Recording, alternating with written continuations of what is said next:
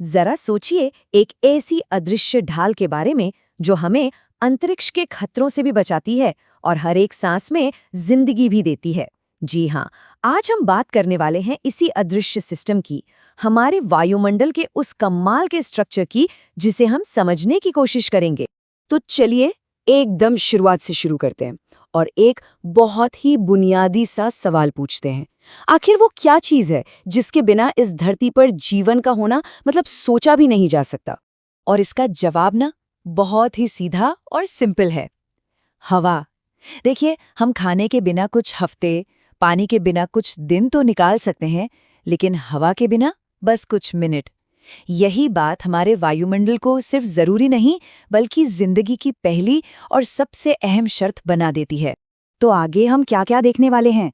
सबसे पहले हम वायुमंडल को एक सुरक्षा कवच की तरह समझेंगे, फिर इसके अलग अलग हिस्सों में गोता लगाएंगे। मतलब वो कौन सी गैसें हैं जिनमें हम सांस लेते हैं, वो नमी जो तापमान को कंट्रोल करती है, और हाँ, धूल भी जिसे हम अक्सर नजरअंदाज कर देते हैं। और आखिर में इन सबको एक साथ जोड़कर देखेंगे कि ये पूरा सिस्टम कितने कमाल के बैलेंस पर काम करता है। तो ठीक है, शुरू करते हैं पहले हिस्से से। चलिए, वायुमंडल को एक बहुत बड़े, जिंदगी देने वाले कंबल की तरह सोचकर देखते हैं। तो सवाल उठता है कि ये वायुमंडल आखिर है क्या? सीधे शब्दों में कहें तो ये गैसों, पानी की भाप यानी जलवाष्प और धूल के कणों का एक बहुत बड़ा कंबल है जो हमारी पृथ्वी के चारों ओर लिपटा हुआ है। पर सबसे जरूरी बात यह है कि ये कोई खाली जगह नहीं है। नहीं, ये एक बहुत ही एक्टिव, एक कॉम्प्लेक्स सिस्टम है जो हर वक्त काम कर रहा है। और यहीं पर एक बड़ा ही हैरान करने वाला फैक्ट सामने आता है। हमारे वायुमंडल का जो कुल वजन है ना, उसका 99% हिस्सा जमीन से सिर्फ 32 किलोमीटर की ऊंचाई तक ही सिमटा हुआ है। मतलब जिंदगी देने वाली ये जो परत है वो असल में हमारे ग्रह से कितनी कसकर जुड़ी हुई है, इसका अंदाजा इसी बात से लग जाता है। चलिए, अब जरा वायुमंडल के पहले और सबसे अहम हिस्से को थोड़ा करीब से देखते हैं। गैसें। ये वही गैसों का मिक्सचर है जिसे हम हर पल, हर सांस में अपने अंदर खींचते हैं। तो जिस हवा में हम सांस लेते हैं उसमें ज्यादातर सिर्फ दो गैसें हैं, लगभग 88% नाइट्रोजन और 21% ऑक्सीजन। बाकी की जितनी भी गैसें हैं वो सब मिलकर सिर्फ 1% बनाती हैं। सोचिए, ऑक्सीजन हमें जिंदा रखती है और नाइट्रोजन पेड़ पौधों के लिए जरूरी है ना? एक परफेक्ट टीम। लेकिन कहानी उस बचे हुए 1% में छिपी है। इसी 1% में कुछ बहुत ही पावरफुल गैसें हैं, जैसे कि कार्बन डाइऑक्साइड। अब इसकी एक खासियत है, ये सूरज की गर्मी को धरती पर आने तो देती है, लेकिन जब धरती से गर्मी वापस जाती है तो उसे पूरी तरह बाहर जाने नहीं देती, रोक लेती है। ये प्रोसेस काम कैसे करता है? बहुत सिंपल है। पहला स्टेप, कार्बन डाइऑक्साइड धरती से निकल रही गर्मी को पकड़ लेती है, और दूसरा स्टेप, फिर ये उस गर्मी का कुछ हिस्सा वापस धरती की तरफ ही फेंक देती है। बस इसी को हम ग्रीन हाउस इफेक्ट कहते हैं। और इसका असर क्या होता है? जब हम फॉसिल फ्यूल्स यानी जीवाश्म ईंधन जलाते हैं तो हवा में और ज्यादा कार्बन डाइऑक्साइड पहुंचाती है। इससे ये ग्रीन हाउस इफेक्ट और भी मजबूत हो जाता है और नतीजा, धरती धीरे धीरे गर्म होने लगती है। इसी को तो हम ग्लोबल वार्मिंग या क्लाइमेट चेंज कहते हैं। अच्छा, एक और हीरो गैस है ओजोन। ये वायुमंडल में काफी ऊपर, करीब 10 से 50 किलोमीटर की ऊंचाई पर एक लेयर बनाती है। ये लेयर एक बॉडीगार्ड की तरह काम करती है। कैसे? ये सूरज से आने वाली खतरनाक अल्ट्रावायलेट यानी यूवी किरणों को सोख लेती है और हमें स्किन कैंसर जैसी गंभीर बीमारियों से बचाती है। तो एक मिनट के लिए सोचकर देखिए, अगर ये ओजोन लेयर ना हो तो क्या होगा? जवाब बहुत ही डरावना और सीधा है। इस धरती पर जीवन जैसा हम आज जानते हैं मुमकिन ही नहीं होगा। चलिए, अब आते हैं वायुमंडल के दूसरे बड़े खिलाड़ी पर, जलवाष्प, या जिसे हम नमी भी कहते हैं। अब देखते हैं कि ये हमारे प्लैनेट का टेम्परेचर मेंटेन करने में क्या रोल निभाती है। जलवाष्प का काम समझाने के लिए कंबल वाली मिसाल एकदम परफेक्ट है। ये एक कंबल की तरह ही काम करती है। ये ना सिर्फ सूरज से आ रही गर्मी को सोखती है, बल्कि धरती से जो गर्मी बाहर जा रही होती है उसे भी रोक कर रखती है। इसी वजह से हमारी धरती ना तो बहुत ज्यादा गर्म होती है और ना ही एकदम बर्फीली ठंडी। लेकिन एक बात ध्यान रखने वाली है, हवा में नमी की मात्रा हर जगह एक जैसी नहीं होती। जो गर्म और नमी वाले इलाके हैं, जैसे कि इक्वेटर के पास, वहाँ हवा में ये 4% तक हो सकती है। वहीं दूसरी तरफ जो ठंडे पोलर इलाके हैं या फिर सूखे रेगिस्तान, वहाँ ये 1% से भी कम होती है।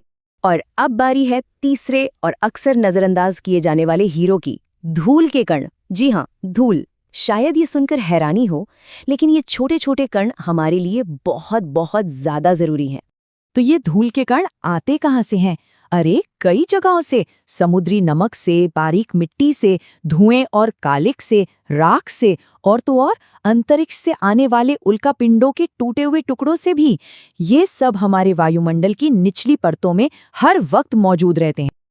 अब इन धूल कणों का जो सबसे जरूरी काम है, उसे एक साइंटिफिक नाम दिया गया है, हाइग्रोस्कोपिक न्यूक्लियाई। ये थोड़ा मुश्किल शब्द है, पर इसका मतलब बहुत सीधा है।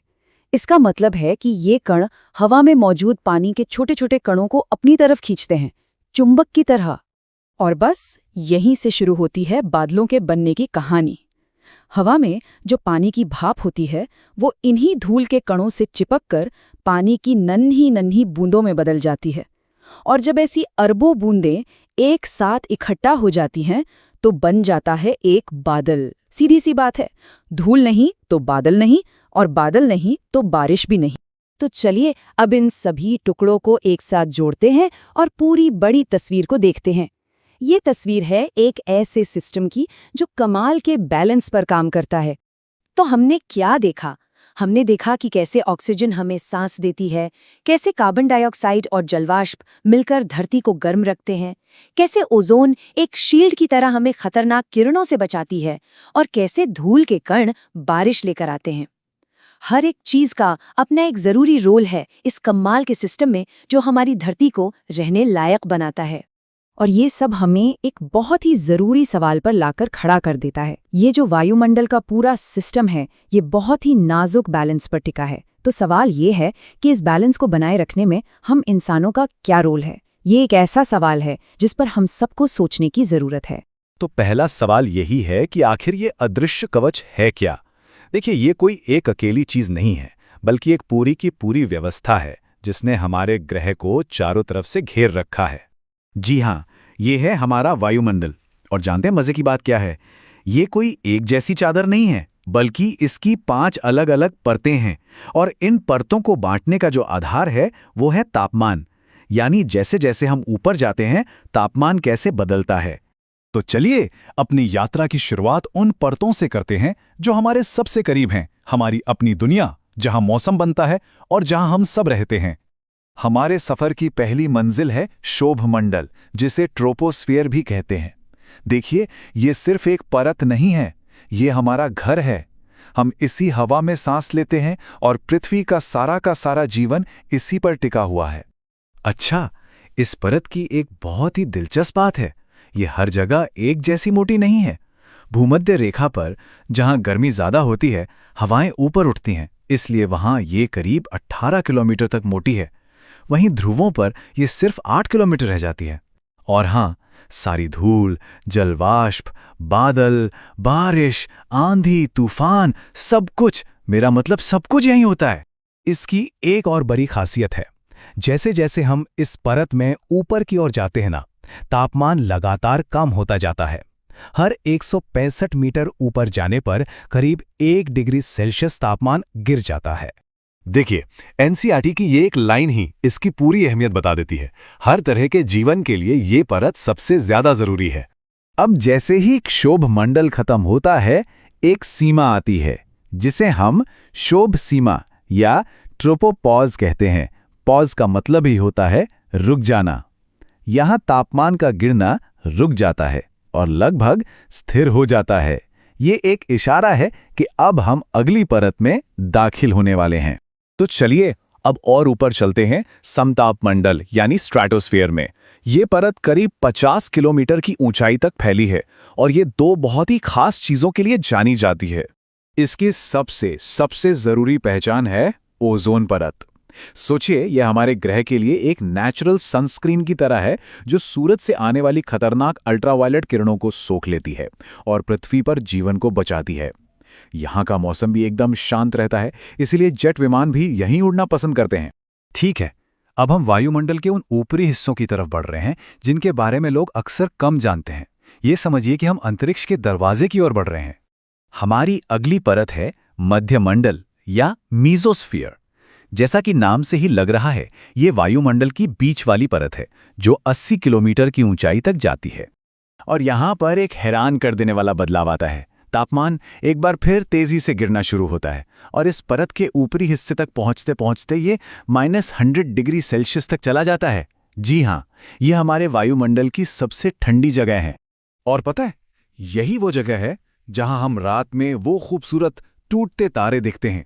असल में वो अंतरिक्ष से आए उल्कापिंड होते हैं जो इसी ठंडी परत में आकर घर्षण की वजह से जल उठते हैं। मध्यमंडल ठीक बाद आता है तापमंडल यानी थर्मोस्फेयर। और यहाँ कहानी एक बार फिर पूरी तरह पलट जाती है। तापमान गिरना बंद होकर बहुत तेजी से फिर से बढ़ने लगता है। इसी परत को हम आयन मंडल या आयनोस्फीयर भी कहते हैं। क्यों? क्योंकि यहाँ गैस के कण सूरज की जबरदस्त ऊर्जा से चार्ज हो जाते हैं, जिन्हें हम आयन कहते हैं। और ये आयन हमारे लिए जादू की तरह काम करते हैं। ये पृथ्वी से भेजी गई रेडियो तरंगों को शीशे की तरह वापस धरती पर लौटा देते हैं और इसी वजह से हम लंबी दूरी तक रेडियो सुन पाते हैं।